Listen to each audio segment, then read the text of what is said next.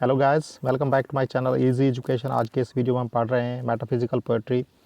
Metaphysical poetry जो कि late renaissance में शुरू हुई थी।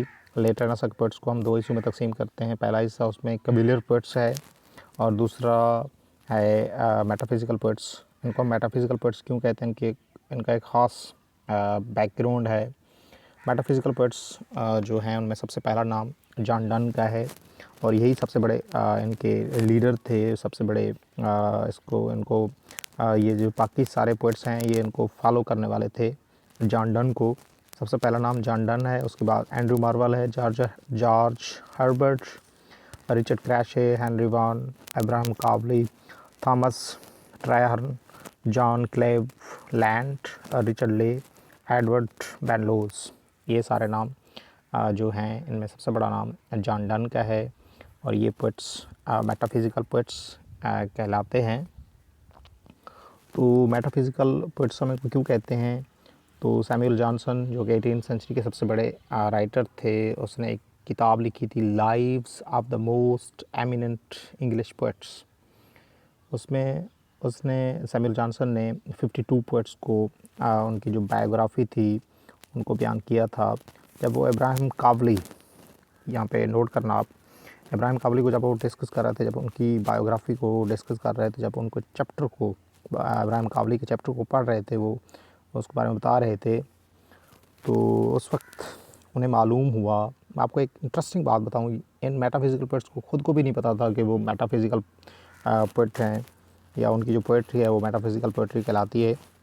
तो इब्राहिम कावली के बारे में जब वो बता रहे थे, उनके बारे में जब लिख रहे थे सैमुअल जॉनसन, तो उन्हें पता चला ये जो पोएट्स हैं ये बारी बारी वो सबके बारे में बता रहे थे। जब इब्राहिम कावली की बारी आती है तो उन्हें पता चलता है ये जो पोएट्स हैं ये कंसीट इस्तेमाल करते हैं। अब कंसीट क्या होता है मैं आपको मज़ीद थोड़ा सा वजाहत करके बताता हूँ। ये कंसीट इस्तेमाल करते हैं और कंसीट किस तरह की अनएक्सपेक्टेड कंसीट इस्तेमाल करते हैं। मतलब उसमें जो अनएक्सपेक्टेड कंपैरिजन है वो इस्तेमाल करते हैं ये जो पोएट्स हैं। मैं आपको एग्जांपल देता हूँ जॉन डन। उसमें वो एक कंपैरिजन करते हैं दो मुख्तलिफ़ चीज़ों के दरमियान और कंपैरिजन भी होता है उसमें।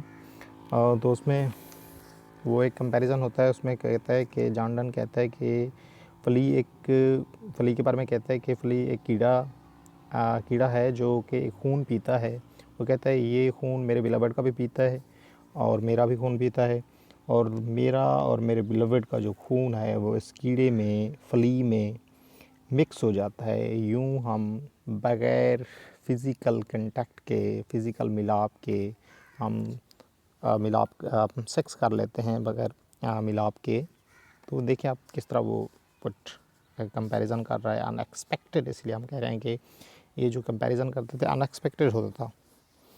तो एक और एग्जांपल जॉन डन की एक पोएम है कैच आ फॉलिंग स्टार।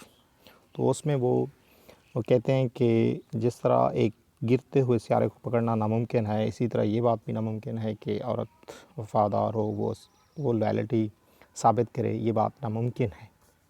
तो इस तरह की वो कंपैरिजन करते थे दो मुख्तलिफ़ चीज़ों के दरमियान।